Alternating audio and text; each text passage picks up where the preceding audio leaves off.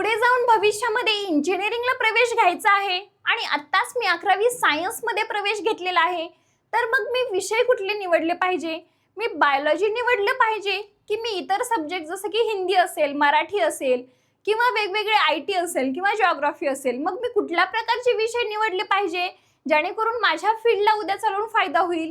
मग या सर्व गोष्टींचं किंवा या सर्व प्रश्नांचं जे काही निरसन आहे ते तुम्हाला या व्हिडिओच्या माध्यमातून करण्यात येईल। तर विद्यार्थी मित्रांनो, आपण या व्हिडिओच्या माध्यमातून जाणून घेणार आहोत की तुम्हाला इंजिनिअरिंग करण्यासाठी कुठल्या प्रकारचे जे काही विषय निवडले पाहिजेत। तर बघा, याच्यामध्ये जो काही तुम्हाला कंपल्सरी सब्जेक्ट असतात ते कंपल्सरी सब्जेक्ट असतात, जसं की तुमचा इंग्लिश असेल, फिजिक्स असेल आणि केमिस्ट्री असेल आणि मॅथमॅटिक्स असेल। हे जे काही सब्जेक्ट राहणार आहेत हे कसे राहणार आहेत रे, तर कंपल्सरी राहणार आहेत। जसे की तुमचा इंग्लिश, देन तुमचा केमिस्ट्री ज्यालाच आपण रसायनशास्त्र म्हणतो, देन तुमचा केमिस्ट्री ज्यालाच आपण भौतिकशास्त्र असं म्हणत असतो, आणि मॅथमॅटिक्स। ठीक आहे, हे जे काही सब्जेक्ट आहेत हे तर तुम्हाला त्या ठिकाणी कंपल्सरीच राहणार आहेत। याच्यामध्ये तुम्हाला कुठलाही प्रकारचा ऑप्शन जो आहे त्या ठिकाणी निवडण्यासाठी नसणार आहे। ठीक आहे, मग बघा, महाराष्ट्रामध्ये कुठल्याही प्रकारचं फिजिक्स नसेल तुमचं 11वी 12वी मध्ये, किंवा केमिस्ट्री फिजिक्स नसेल किंवा मॅथमॅटिक्स नसेल, हे जर का दोन सब्जेक्ट त्या ठिकाणी तुमचे नसतील तर तुम्हाला त्या ठिकाणी इंजिनिअरिंगला कुठेच प्रवेश भेटत नाही। महाराष्ट्रामध्ये नाही ना, पूर्ण भारतामध्ये देखील तुम्हाला त्या ठिकाणी प्रवेश भेटत नाही। त्या ठिकाणी तुमचं मॅथमॅटिक्स कंपल्सरी असणं गरजेचं आहे, फिजिक्स त्या ठिकाणी कंपल्सरी असणं गरजेचं आहे। सो बघा, हे जे काही सब्जेक्ट आहेत हे 4 सब्जेक्ट तर तुम्हाला त्या ठिकाणी कंपल्सरीच राहणार आहेत। मग प्रश्न कुठे पडतो, तर प्रश्न जो आहे तो तुम्हाला या ठिकाणी पडतो की मी बायोलॉजी जे आहे ते चूज केलं पाहिजे का, किंवा बायोलॉजी आहे ते मी निवडलं पाहिजे का? तर मग काही बऱ्याच विद्यार्थ्यांना वाटतं की मी बायोलॉजी पण घेतो आणि मॅथमॅटिक्स पण घेऊन चालतो, बट मला पुढे इंजिनिअरिंगच करायचं आहे। तर मग मी म्हणेल की तुला जर का तुझं फिक्स ठरलेलं आहे की तुला भविष्यात तुला इंजिनिअरिंगच करायचं आहे, तर मग बायोलॉजीचं विसर्जन कर। बायोलॉजीला त्या ठिकाणी अजिबात घेऊ नको, बायोलॉजीला स्किप करून टाका। कारण बायोलॉजी घेऊन तुम्ही तुमचा टाइम पण वेस्ट कराल, त्याच्यामध्ये तुमचा जो काही स्कोर आहे 12वीचा स्कोर पण त्या ठिकाणी कमी येईल। म्हणून मी सांगेल की बायोलॉजी जो आहे, बायोलॉजी त्या ठिकाणी तुम्ही स्किप करू शकता।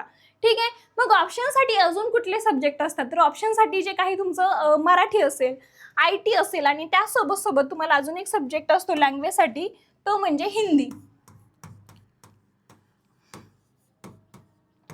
बघा, हा जो काही हिंदी सब्जेक्ट असेल किंवा मराठी सब्जेक्ट असेल, हे जे काही लँग्वेजचे सब्जेक्ट आहेत ते मी तुम्हाला सांगेल की त्या ठिकाणी अवॉइड करा किंवा घेऊ नका। कारण 10th मधले जे काही मराठी हिंदी सारखे सब्जेक्ट होते हे एकदम सोपे होते, अतिशय सोपे होते, बट 12वी मध्ये त्या ठिकाणी तुमचा स्कोअर जो आहे तो होणं शक्य नाहीये, किंवा त्या ठिकाणी तुम्हाला तशा प्रकारचे मार्क्स जे आहेत ते मिळत नाहीत। मग त्या ठिकाणी तुम्ही मराठी असेल, हिंदी असेल, तो जो काही आहे ते सब्जेक्ट आहे ते स्किप करा लँग्वेजचे, आणि त्या ठिकाणी तुम्ही IT हा सब्जेक्ट घ्या। मग IT हा सब्जेक्टमध्ये तुम्हाला म्हणजे कुठल्याही प्रकारचा कसलाही विद्यार्थी असो तर तो एकदम इझिली 80 to 90% मार्क्स जे आहेत तो एकदम इझिली पाडू शकतो, त्या ठिकाणी एकदम इझिली तो त्या ठिकाणी मिळवू शकतो IT या सब्जेक्टमध्ये। तर मी तुम्हाला सजेस्ट करेल की IT हा सब्जेक्ट जो आहे तो लँग्वेजच्या ह्याच्यावरती तुम्ही काय करू शकता, IT घेऊ शकता।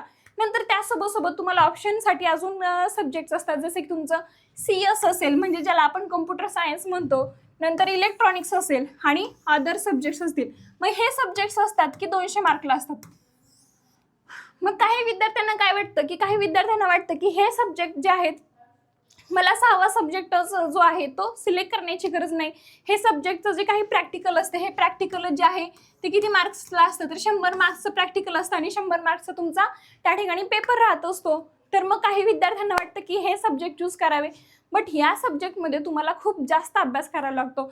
हे सब्जेक्ट जे आहेत ते थोडे हार्ड असतात, बट असे विद्यार्थी ज्यांना हा जो काही सब्जेक्ट आहे, हा फिजिक्स जो काही सब्जेक्ट आहे, जर का त्यांना सोपा जात असेल तर त्यांनी बिंदास्त हा जे काही CS असेल, ज्याला कम्प्युटर सायन्स किंवा इलेक्ट्रॉनिक्स असेल, किंवा अदर्स लाईक तुमचं मेकॅनिकल वगैरे असेल, मेकॅनिकल मेंटेनन्स वगैरे असे सब्जेक्ट्स पण राहतात। ठीक आहे, मग असे जे काही सब्जेक्ट आहेत ज्यांना फिजिक्स सोपा जातो त्यांनी काय करा, त्या ठिकाणी त्यांना प्रेफरन्स द्या। जर का तुम्हाला जर का हे सब्जेक्ट अजिबात आवडत नाही तर तुम्ही त्या ठिकाणी IT चूज करा, कारण ITला बराच जो आहे तो तुम्हाला कालावधी भेटतो. 12वीचा सगळ्यात शेवटचा पेपर जो आहे तो तुमचा राहतो आणि तुम्हाला 10-12 दिवस पण त्या ठिकाणी अभ्यासाला भेटत असतात. जर का तुम्ही त्या ठिकाणी मराठी चूज केला तर तुमचा इंग्लिश नंतर लगेच 1 दिवस आड तुमचा मराठीचा पेपर राहील आणि लगेच तुमचा फिजिक्सचा पेपर राहील. जर का तुम्ही मराठी हिंदी जर का ऑप्शन चूज नाही केले तर तुम्हाला लगेचच त्या ठिकाणी जो काही फिजिक्सचा जो काही पेपर आहे त्याला टाइम भेटेल बऱ्याच अभ्यास करण्यासाठी. तर मग मी सांगेल की IT चूज करा.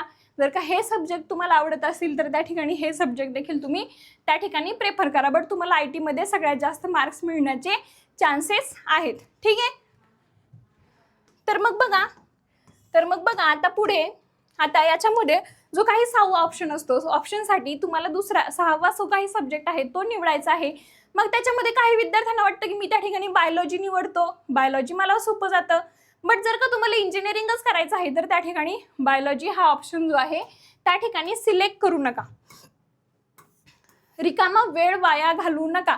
बायोलॉजीला पूर्ण विसर्जन करून टाका, बायोलॉजीला पूर्णपणे स्किप करून टाका, जेणेकरून तुमचा वेळ पण वाचेल, तुमचा 12वीचा स्कोर पण त्या ठिकाणी येईल आणि तुमचं मेन एंट्रान्सवरती जो काही फोकस आहे तो तुम्ही त्या ठिकाणी वाढवा. JEE असेल, तुमचं CET असेल, त्यांचा स्कोर जो आहे तो त्या ठिकाणी कसा बूस्ट करता येईल त्याच्यावरती जास्त विचार करा. रिकामा या विषयांमध्ये अडकून बसू नका. तर मग त्या ठिकाणी तुम्ही काय चूज करा रे, तर त्या ठिकाणी जिओग्राफी चूज करा, भूगोल चूज करा, कारण तुम्ही 10th मध्ये पण अशा प्रकारचे जे काही सब्जेक्ट आहे ते दिलेले आहे.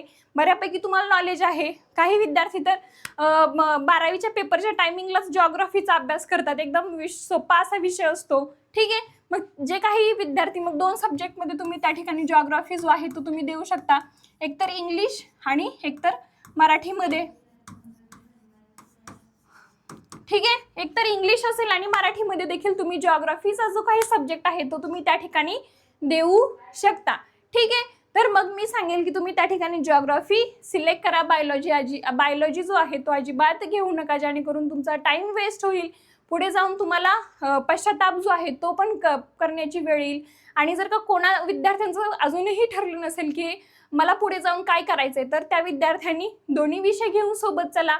नंतर ठरवा कोणत्या विषयात आवड येते, कोणत्या विषयात आवड आल्यानंतर तुम्ही त्या ठिकाणी तसा सब्जेक्ट जो आहे तो ठेवून चला. 3 महिन्यांनी तुम्हाला कॉलेजेस जे आहेत ते 3 महिन्यांपर्यंत वेळ देतात की तुम्ही कुठल्या प्रकारचा सब्जेक्ट चूज करू शकता. चला तर मग व्हिडिओ जो आहे तो तुम्ही जास्तीत जास्त लोकांपर्यंत शेअर करा. ठीक आहे. जे काही विद्यार्थी आताच 10th पास झालेले आहेत आणि ज्यांना समजत नाही की कुठल्या प्रकारचा विषय निवडावा किंवा त्यांना पण इंजिनिअरिंग करायचं आहे, त्यांना पण पुढे भविष्यात जाऊन इंजिनिअरिंगला प्रवेश घ्यायचा आहे, तर मग हा व्हिडिओ जो आहे तो त्यांना अत्यंत माहितीपूर्ण ठरणार आहे. तर मग अशाच प्रकारचे नवनवीन व्हिडिओज पाहण्याकरिता आमच्या ई सारथी ऑनलाईन या YouTube चॅनलला जरूर सबस्क्राईब करा. थँक्यू.